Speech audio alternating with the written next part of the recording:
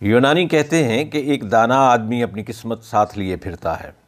وہ مواقع کا انتظار نہیں کرتا بلکہ مواقع خود پیدا کرتا ہے۔ کامیابی کے حصول کے لیے محنت بنیادی شرط ہے، لیکن کامیابی کا سفر ایسا ہے جس میں پہلا قدم انسان کو خود ہی اٹھانا پڑتا ہے۔ یہ کام کوئی دوسرا شخص نہیں کر سکتا۔ عزیزان گرامی، اگر آپ کو ہمارا یہ چینل پسند آئے تو اسے سبسکرائب ضرور کیجیے گا اور دوستوں کو بھی شیئر کر دیجیے گا۔ مجھے ایک واقعہ یاد آ رہا ہے، آپ کو بھی سنائے دیتا ہوں۔ ایک مرتبہ ایک شخص جاب کی خاطر میرے پاس آفس میں آیا تو اس نے اپنی قابلیت اور ضرورت کا اظہار اس طرح کیا کہ جناب میں شادی شدہ ہوں اور 5 بچوں کا باپ ہوں اور میرے حالات کچھ اچھے نہیں ہیں، اگر آپ مجھے کوئی جاب دے دیں تو میں آپ کا احسان مند رہوں گا۔ میں نے اس سے کہا کہ ملازمت کی بجائے چھوٹا موٹا کاروبار شروع کر لیتے تو تمہارے لیے زیادہ بہتر تھا۔ وہ کہنے لگا میرا دل تو کرتا ہے لیکن 2 باتیں مجھے بڑی پریشان کرتی ہیں۔ ایک بات تو یہ ہے کہ مجھے کاروبار کرنے کا تجربہ نہیں ہے، اور دوسرا مجھے خوف ہے کہ کہیں نقصان نہ ہو جائے، جو چھوٹی موٹی رقم ہے وہ بھی ضائع ہو جائے گی۔ آپ مجھے بتائیں میں کیا کروں؟ میں نے اس سے پوچھا اچھا بتاؤ کہ تم نے جب شادی کی تھی تو اس سے پہلے تمہیں شادی کا تجربہ تھا؟ کہنے لگا نہیں، تجربہ تو میرے ابا کو تھا، وہ مجھے بہت سمجھاتا رہا کہ پہلے کوئی کام سیکھ لو، جب کمانا شروع کر دو گے تو پھر شادی کرنا، ورنہ تمہارا انجام بہت خراب ہوگا۔ ہم نے ابا حضور کی ایک نہ مانی اور ہماری مضبوط قوت ارادی کے سامنے ہمارے والد کی پہاڑ جیسی استقامت آخر دم توڑ گئی، اور اب ہمارا انجام وہی ہوا جس کا ابا حضور ذکر کیا کرتے تھے۔ تو وہ پریشان تھا، اور پریشانی کے عالم میں اس نے ایک شعر بھی پڑھا۔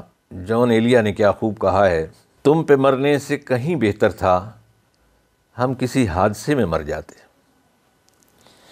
میں نے اسے دلاسا دیا اور کہا کہ پریشان نہ ہو، آخر کام چل گیا اور آپ اپنے ٹارگٹ میں بھی کامیاب ہو گئے، تو پریشان ہونے کی ضرورت نہیں۔ پھر میں نے اس سے پوچھا کہ آپ کو کس شخص نے شادی کے لیے موٹیویٹ کیا تھا؟ تو وہ کہنے لگا کہ حضور اس زمانے میں انگلش موویز چلتی تھیں، مجھے وہ موویز دیکھنے کا بڑا شوق تھا، وہ دیکھ کر ہم اتنے موٹیویٹ ہوئے پھر ہم سے رہا نہ گیا۔ میں نے کہا جس طرح آپ موویز سے متاثر ہو کر شادی کرنے کی ٹھان لی اور آپ کامیاب ہو گئے، اب یہ بتاؤ کہ تمہارے علاقے میں کوئی ایسا شخص بھی ہے جس نے زیرو سے کام شروع کیا ہو اور وہ کامیاب ہو گیا ہو؟ تو اس نے کہا کہ ہاں، ہمارے علاقے میں ایک ان پڑھ آدمی نور محمد نے پرچون کی دکان 5 سال پہلے کھولی تھی، اب وہ لاکھوں کا کاروبار کر رہا ہے۔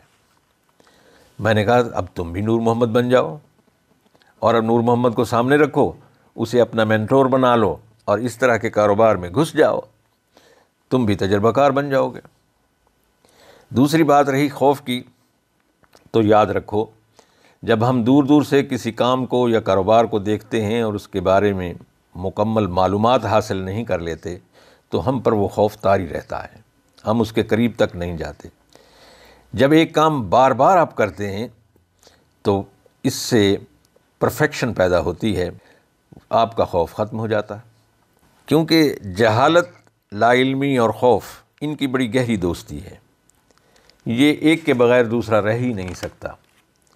جب جہالت ختم ہو جاتی ہے تو خوف بھاگ جاتا ہے۔ میں نے اس سے پوچھا اچھا یہ بتاؤ، آج سے 20 سال پہلے جو تمہارے دوست تھے وہ سارے حیات ہیں؟